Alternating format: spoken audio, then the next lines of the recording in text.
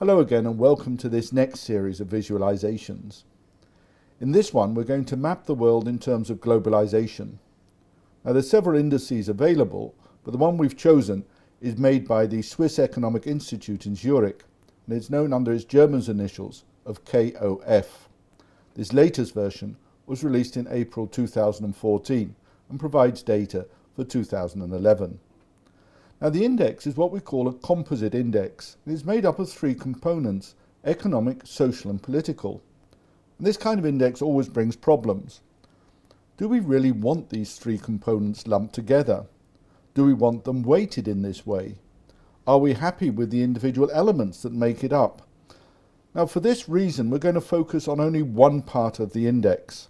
And since in this course we can only handle the economic component of globalization, it's here that we're going to concentrate. Now the Economic Globalization Index has two components weighted equally. Half deals with international economic transactions and half with restrictions.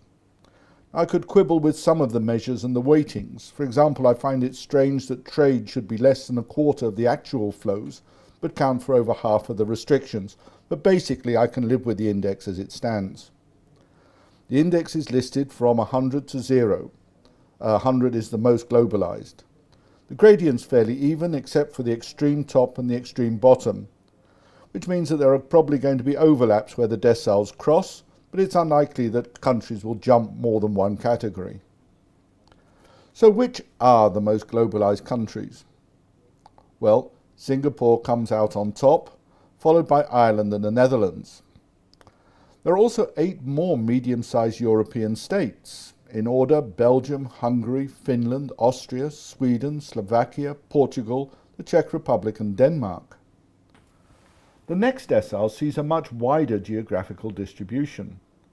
Europe still contributes 5 countries, but elsewhere there's Malaysia, New Zealand, Australia, Canada and Peru. The third decile sees this widespread continue, but now Italy and France make an appearance. Now let's move down quickly. Don't forget you can also slow down the presentation or even pause at a part of the map you find more interesting. The fourth decile is still very diverse. The fifth decile continues this diversity.